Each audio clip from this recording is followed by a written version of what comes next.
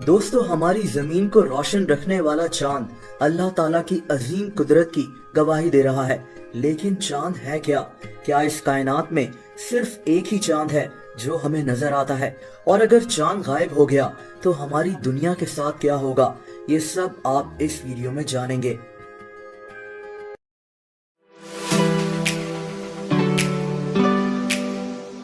दोस्तों, 7 जनवरी 1610 वो तारीख थी जब मशहूर एस्ट्रोनॉमर गैलीलियो अपने घर में बैठा हुआ था। गैलीलियो ने अपने घर में ये टेलीस्कोप बनाया था जिससे ये अक्सर आसमान में देखा करता था। 7 जनवरी की रात को ये जुपिटर सैयारे को देख रहा था जब इसकी हैरत की इंतहा न रही। गैलीलियो ने देखा कि जुपिटर के इर्द गिर्द 4 सितारे घूम रहे हैं, लेकिन कुछ दिनों के बाद इसको पता लग गया कि ये सितारे नहीं बल्कि चांद हैं। ये एक बहुत बड़ी डिस्कवरी थी कि जो चांद हमें नजर आता है, कायनात में ऐसे कई और चांद भी मौजूद हैं। आज हम इतना जरूर जानते हैं कि कायनात में ऐसे 200 से भी ज्यादा चांद मौजूद हैं, लेकिन हमारी जमीन के इर्द गिर्द सिर्फ एक चांद ही घूमता है, इसीलिए हमें यही चांद नजर आता है। अब जो हमारी जमीन का चांद है ये बेसिकली पत्थर का बना हुआ है, लेकिन कायनात में कई चांद ऐसे भी हैं जिन पर गैस और बर्फ भी मौजूद है। दोस्तों, चांद की खुद की कोई रोशनी नहीं होती, बल्कि ये सूरज से रोशनी हासिल कर कर जमीन तक पहुंचाता है। सूरज की रोशनी चांद की सतह पर पड़ती है और रिफ्लेक्ट होकर जमीन की तरफ चली जाती है। इस रोशनी का सिर्फ 7% हिस्सा ही हमारी जमीन तक पहुंचता है और बाकी रोशनी चांद अपने अंदर जज्ब कर लेता है। चांद कितना रोशन नजर आता है ये इस पर डिपेंड करता है कि सूरज, चांद और हमारी जमीन के दरमियान एग्जैक्ट एंगल क्या है।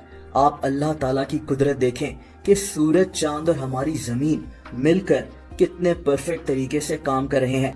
दोस्तों, चांद जमीन से तकरीबन 3,84,000 किलोमीटर दूर है, लेकिन क्या होगा अगर चांद अचानक गायब हो जाए? सबसे पहली बात तो जाहिर है कि चांद के बगैर हमारी रातों को मजीद अंधेरा हो जाएगा। हमें आसमान में सिर्फ सितारे नजर आएंगे। इस वक्त कुछ जानवर और परिंदों के लिए जिंदगी गुजारना मुश्किल हो जाएगा, जैसा कि उल्लू, जो चांद की रोशनी का इस्तेमाल कर कर रात को शिकार करते हैं। इसी वजह से हमारी जमीन पर एक इकोलॉजिकल इम्बैलेंस पैदा हो जाएगा, जिससे कई ऐसे जानवर और परिंदे दुनिया से खत्म हो जाएंगे।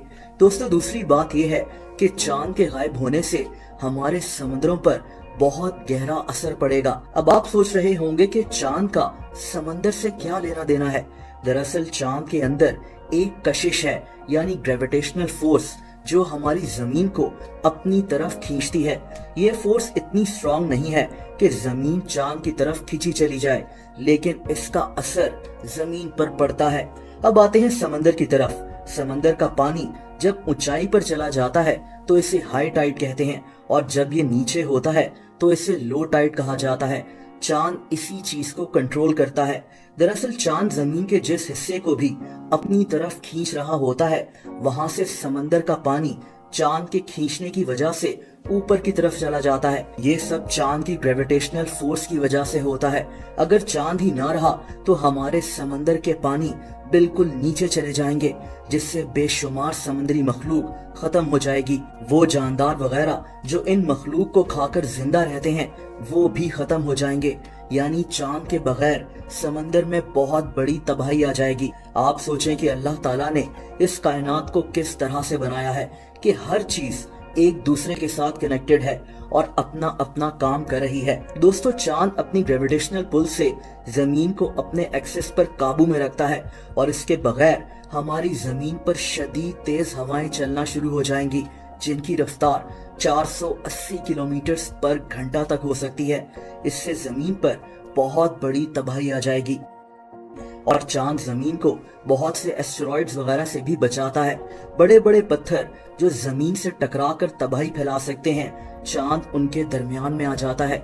यानी दोस्तों, चांद को देखें और अल्लाह ताला का शुक्र अदा करें कि इस कायनात का निजाम कितनी खूबसूरती से चल रहा है।